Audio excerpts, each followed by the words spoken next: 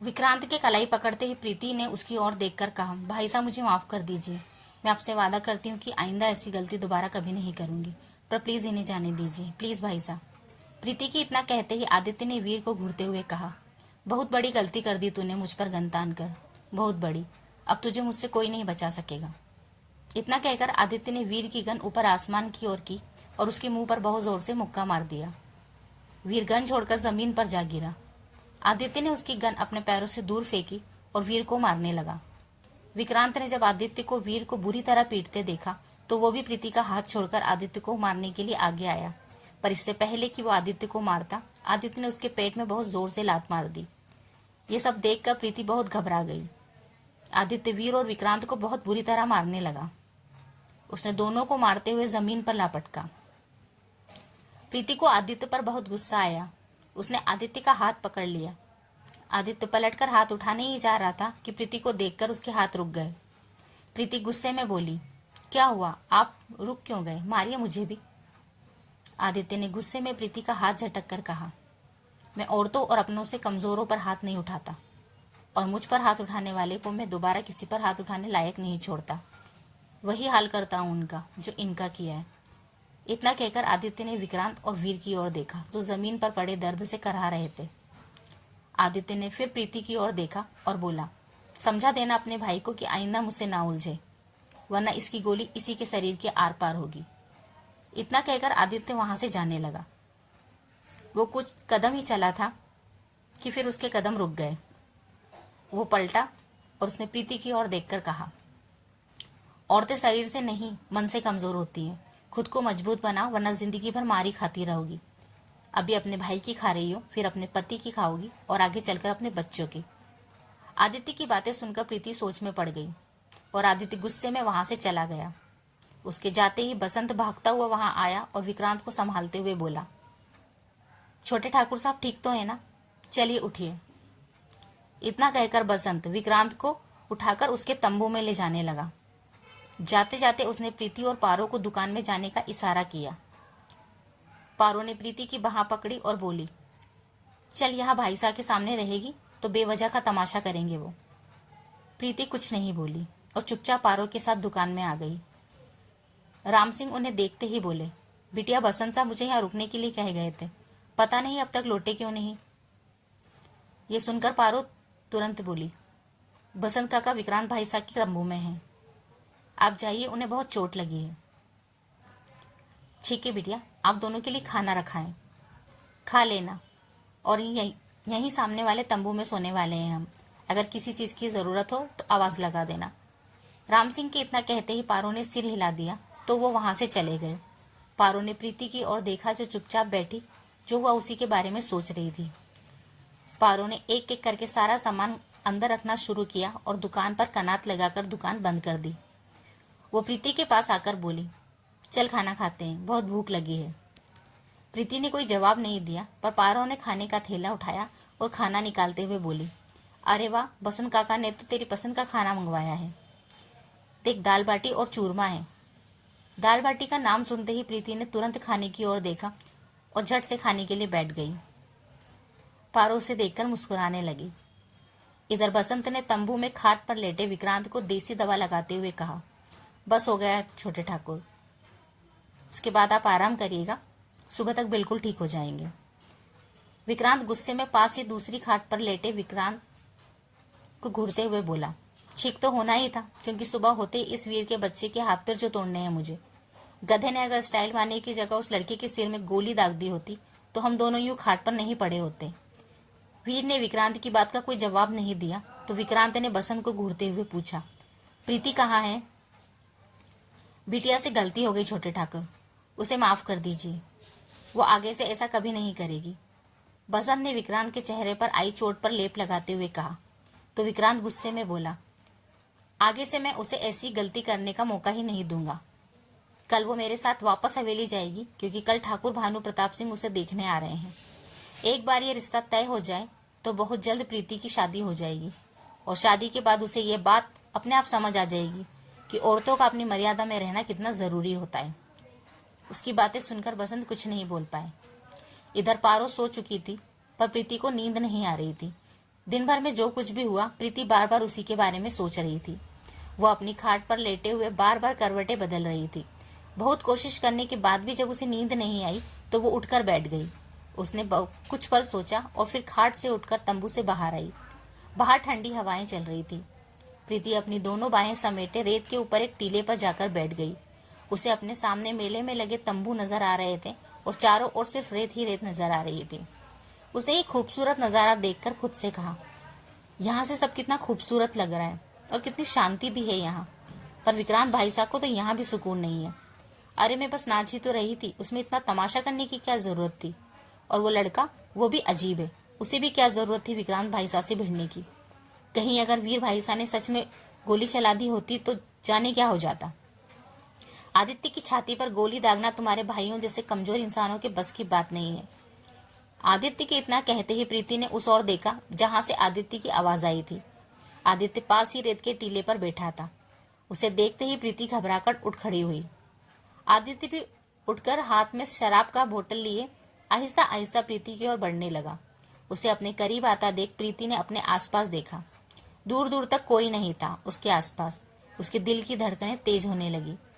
आदित्य जैसे ही उसके करीब आया, प्रीति घबराकर जाने लगी, पर आदित्य ने उसकी बाह पकड़कर उसे अपने करीब खींच लिया और बोला, मुझे डरपोक लोगों से सख्त नफरत है, और खास तौर से उन लड़कियों से जो डरपोक होने के साथ साथ कमजोर भी होती हैं। आदित्य के इतना कहते ही प्रीति ने खुद को आदित्य से छुड़ाया और पूछा, आपको किसने कहा कि मैं कमजोर और डरपोक हूँ? आदित्य उसे घूरने लगा। प्रीति गुस्से में बोली, मुझे भी उन लोगों से सख्त नफरत है जो लड़कियों को बेवजह कमजोर समझते हैं। विक्रांत भाई साहब मेरे बड़े भाई हैं, इसलिए उनके हाथ उठाने पर मैंने कुछ नहीं किया। पर ठाकुर जी की सो अगर किसी और ने मुझ पर हाथ उठाने की कोशिश की होती तो उसका मुंह नोच लिया होता मैंने। इसलिए ये गलतफहमी अपने दिल और दिमाग से निकाल दीजिए कि मैं कमजोर और डरपोक हूँ, समझे आप? इतना कहकर प्रीति ने आदित्य को घूरा और वहां से जाने लगी। तो आदित्य ने फिर से गुस्से में उसकी कलाई पकड़ी और उसे खींचकर अपने करीब लाकर पूछा, हिम्मत कैसे हुई तुम्हारी मुझसे इस तरह से बात करने की? ठीक वैसे ही जैसे आपकी हिम्मत हुई मुझसे इस तरह से बात करने की और मुझे इस तरह पकड़कर अपने करीब लाने की, प्रीति ने आदित्य को घूरते हुए जवाब दिया। आदित्य भी प्रीति को घूर रहा था तो प्रीति फिर से बोली, अब छोड़िए मुझे और जाने दीजिए। प्रीति के इतना कहते ही आदित्य ने उसे और कसकर पकड़ लिया। प्रीति उसे हैरानी से देखने लगी और वो गुस्से में उसे घूरने लगा। ऐसे तेवर तो शहर की पढ़ी लिखी लड़कियों के भी नहीं होते जैसे तुम्हारे हैं, आदित्य फिर से बोला। तभी तो आपके शहर की लड़कियां कमजोर और डरपोक होती हैं, जो मैं नहीं हूं। प्रीति ने भी उसी अकड़ के साथ जवाब दिया जिस अकड़ के साथ आदित्य ने यह बात कही थी। आदित्य फिर से उसे घूरने लगा तो प्रीति खुद को छुड़ाकर जाने लगी, पर तभी उसका बैलेंस बिगड़ गया और वो गिरने लगी। उसे खुद को संभालने के लिए आदित्य को पकड़ा तो दोनों ही रेत पर जा गिरे और एक दूसरे को पकड़े हुए टीले से नीचे की तरफ लुढ़कने लगे। इससे पहले कि लुढ़कते हुए वो एक बड़े से पत्थर से टकराते और प्रीति को चोट लगती, आदित्य ने पलटकर खुद को पत्थर की ओर कर लिया। पत्थर से टकराते ही आदित्य के सिर में चोट आ गई। आदित्य बाबू, प्रीति जोर से चीखी और उठकर बैठी। उसने आदित्य के सिर पर लगी चोट को देखते हुए घबरा कर कहा, हे ठाकुर जी, आपको तो चोट लग गई है, खून भी बह रहा है आपका तो। कुछ नहीं हुआ मुझे, दूर हटो। इतना कहकर आदित्य ने गुस्से में प्रीति को खुद से दूर धकेला और लड़खड़ाते हुए उठकर खड़ा हो गया। प्रीति का ध्यान बस आदित्य की चोट पर था। वो फिर से आदित्य की ओर बढ़ने लगी तो आदित्य ने हाथ दिखाकर गुस्से में कहा, दूर, मुझसे दूर, मुझे तुम्हारी मदद की कोई जरूरत नहीं है। इतना कहकर वो जाने लगी। जरूरत तो मुझे भी नहीं है आपकी मदद की, पर फिर भी आपने मेरी मदद की ना। प्रीति आदित्य की ओर देखकर बोली। आदित्य के कदम रुक गए। प्रीति आदित्य के पास आकर बोली, आपने आज 2 बार मेरी जान बचाई है, इसलिए प्लीज मुझे आपकी चोट पर दवाई लगाने दीजिए। बहुत खून बह रहा है आपका, प्लीज। आदित्य बिना कुछ कहे वहां से चला गया। उसके जाते ही प्रीति भी उसके पीछे पीछे आते हुए आहिस्ता से बोली, सच में अजीब इंसान है, इतनी चोट लगने के बाद भी इसकी अकड़ नहीं गई। खुद लोगों की मदद करते हैं पर अपनी मदद करने के लिए किसी को अपने करीब तक नहीं आने देते। पता नहीं इनका परिवार इनके जैसे इंसान को कैसे झेलता होगा। तभी आगे जा रहे आदित्य को लगा जैसे कोई उसके पीछे आ रहा है। उसकी चाल धीमी हो गई, पर उसने पलटकर एक बार भी पीछे नहीं देखा। वो ऐसे ही चलते हुए अपने टेंट के पास पहुंचा। टेंट के पास पहुंचते ही उसे अपने पीछे एक परछाई नजर आई। आदित्य तुरंत पलटा। उसने प्रीति की कलाई पकड़ी और झटके से उसे अपने करीब ले आया। प्रीति आदित्य की इस हरकत से बहुत घबरा गई। आदित्य ने प्रीति की कलाई को उसकी ही पीठ की ओर मोड़ते हुए गुस्से में कहा था कि मुझे तुम्हारी मदद की जरूरत नहीं है, तो फिर क्यों आई हो मेरे पीछे? प्रीति गुस्से में बोली, मैं यहाँ बस आपकी मदद करने के लिए आई थी और कोई इरादा नहीं था मेरा। पर मैंने तुमसे साफ साफ कहा था कि मुझे तुम्हारी मदद की कोई जरूरत नहीं है। एक बार में तुम्हें मेरी बात समझ नहीं आई क्या? आदित्य गुस्से में चीखा। मेरा हाथ छोड़िए, मुझे दर्द हो रहा है, प्रीति ने आदित्य को घूरते हुए कहा। आदित्य ने गुस्से में झटके से प्रीति का हाथ और कसकर मोड़ते हुए पूछा, क्यों? बहुत शौक था ना तुम्हें मेरी मदद करने का, इसलिए ही मेरे पीछे आई हो ना? तो अब तुम्हारा ये जानना बहुत जरूरी है कि आदित्य मेरा एक आग है, और जो भी उसके करीब आने की कोशिश करता है वो उसकी लपटों में आ ही जाता है। प्रीति को बहुत दर्द हो रहा था, पर फिर भी उसने बिना डरे आदित्य की आंखों में आंखें डालकर कहा, मुझे कोई शौक नहीं आपके पास आने का। आपने मेरी जान बचाई थी, बस इसलिए मैं आपकी मदद के लिए आपके पीछे चली आई। और अगर मुझे पता होता है कि आप अपने अंदर धधकती आग की लपटों में मुझे झुलसाने की कोशिश करेंगे, तो ठाकुर जी की सौं मैं यहाँ कभी नहीं आती। बहुत बड़ी गलती हो गई मुझसे, जो मैंने आप जैसे इंसान की मदद करने के बारे में सोचा। आप तो इस लायक भी नहीं है कि कोई आपकी मदद करे। अब छोड़िए मुझे और जाने दीजिए। और अगर मैं तुम्हें ना छोड़ूं तो? आदित्य ने गुस्से में प्रीति को अपने और करीब लाकर पूछा। प्रीति एकटक उसे देखने लगी, पर आदित्य ने उसकी कलाई इतनी जोर से पकड़ी थी कि उसे देखते हुए प्रीति की आंखों से आंसू टपकने लगे। आदित्य कुछ देर उसे ऐसे ही गुस्से में घूरता रहा, पर जब उसने प्रीति की आंखों में आंसू देखे तो तुरंत उसकी कलाई छोड़ दी और प्रीति की ओर पीठ करके खड़ा हो गया। उसने गुस्से में अपने हाथों की मुट्ठी बांधकर अपनी आंखें बंद कर ली। प्रीति ने रोते हुए अपनी कलाई देखी, जिस पर आदित्य की उंगलियों के निशान साफ नजर आ रहे थे। अपनी माँ से कहिए कि वो आपको लड़कियों से पेश आने का तरीका सिखाए, बहुत जरूरत है आपको इसकी। प्रीति ने गुस्से में इतना कहा और वहां से चली गई। आदित्य ने अपने गुस्से पर काबू किया और अपनी आंखें खोली। देखो मैं बस, आदित्य ने पलटकर इतना कहा ही था कि उसे प्रीति कहीं नजर नहीं आई। उसने अपनी नजरें घुमाकर चारों ओर देखा और फिर खुद से बोला, बहुत अच्छे आदित्य साहब, बहुत अच्छे। वो लड़की तेरी मदद करने आई थी और बदले में तूने उसे ही चोट पहुंचा दी। इतना कहकर आदित्य ने बहुत जोर से गुस्से में रेत पर अपना एक पैर फेंका। इधर प्रीति भागती हुई वापस अपने टेंट में आ गई। पारो अभी भी आराम से सो रही थी। प्रीति ने अपनी कलाई देखी और गुस्से में बोली, इंसान है या जानवर? मैं तो बस उनकी मदद करने गई थी, पर उन्होंने जैसा सलूक मेरे साथ किया उसके बाद तो यही लगता है कि वो आदमी इस लायक ही नहीं कि कोई उसकी मदद करे। इतना कहकर प्रीति ने टेंट में लगी ठाकुर जी की तस्वीर की ओर देखा और बोली, ठाकुर जी, आज इस पल के बाद मैं उस आदमी की शक्ल भी नहीं देखना चाहती, इसलिए प्लीज अब जब तक मैं यहाँ हूँ मुझे उनसे दूर ही रखिएगा। इतना कहकर प्रीति गुस्से में अपनी खाट पर आकर लेट गई और अपनी आंखें बंद करके सोने की कोशिश करने लगी। इधर सुमेर और भैरव टेंट में सो रहे थे। तभी विक्रांत और वीर वहां पहुंचे। विक्रांत ने मुस्कुराते हुए वीर को इशारा किया। विक्रांत के इशारा करते ही दोनों टेंट के अंदर आए। दोनों के हाथों में क्लोरोफॉर्म को स्प्रे था। दोनों ने सुमेर और भैरव की नाक के पास स्प्रे किया तो वो दोनों सोते हुए ही बेहोश हो गए। विक्रांत ने चुटकी बजाई तो उसकी चुटकी बजाते ही उसके कुछ और आदमी अंदर आ गए। उठाओ इन्हें और ले चलो। विक्रांत के इतना कहते ही उसके आदमियों ने दोनों को खाट सहित ही उठाया और राम नाम सत्य ही कहते हुए दोनों को ले गए। कुछ लोग अपने टेंट के बाहर आकर उन्हें देखने लगे। मेले के बाहर कुछ दूरी पर शमशान घाट था। विक्रांत अपने आदमियों के साथ सुमेर और भैरव को लेकर वहां पहुंचे।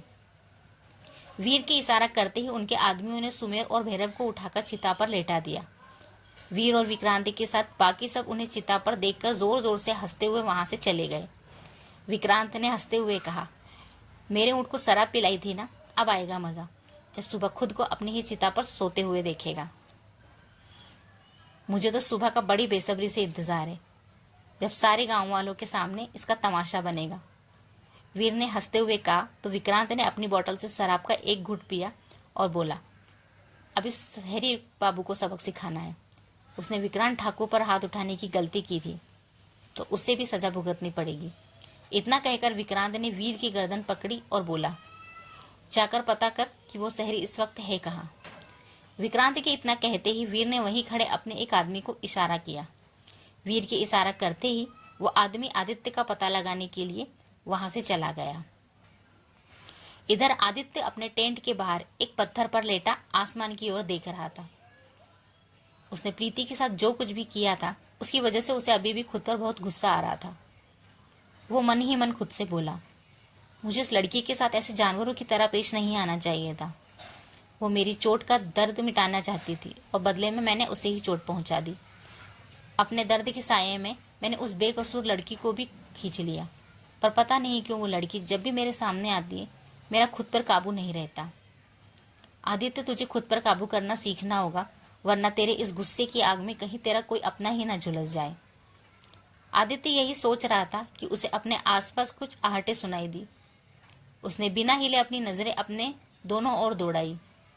उसे अपनी बाईं ओर कुछ परछाइयां नजर आई। वो आहिस्ता से उठा और उन परछाइयों के पीछे जाने लगा। एक आदमी ने आदित्य के टेंट में आग लगाने के लिए मसाल आगे बढ़ाई ही थी कि आदित्य ने उसका हाथ पकड़ लिया। उस आदमी ने जैसे ही आदित्य की ओर देखा, आदित्य ने उसके हाथ से मसाल छीनकर उसका हाथ मोड़ा और मसाल उसके चेहरे के बहुत करीब ले जाकर पूछा, उसी आदमी के गुंडे हो ना जिसे अभी थोड़ी देर पहले मैंने मारा था?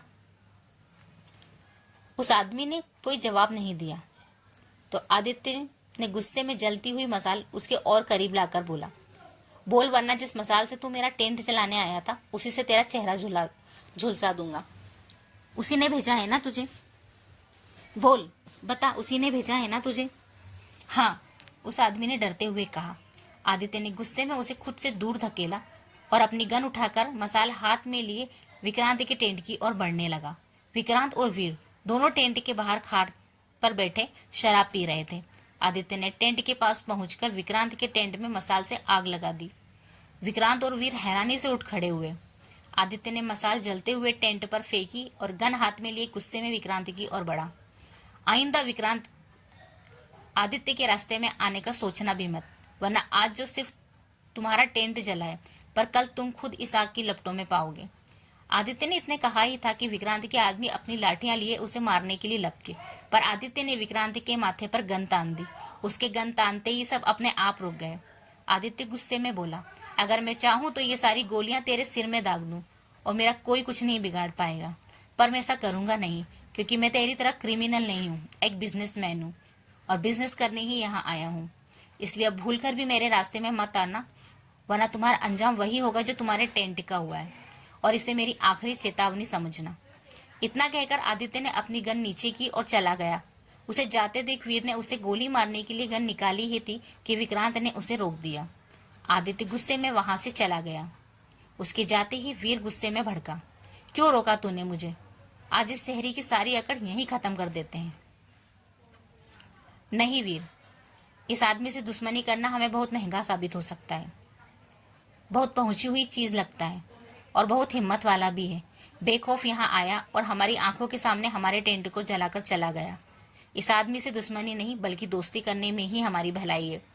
विक्रांत ने उस ओर देखकर कहा जिस ओर आदित्य गया था। विक्रांत की बातें सुनकर वीर भी सोच में पड़ गया। बहुत काम आ सकता है ये आदमी मेरे, इसलिए दोस्ती तो अब करनी ही पड़ेगी। विक्रांत मन ही मन खुद से बोला और फिर मुस्कुरा दिया।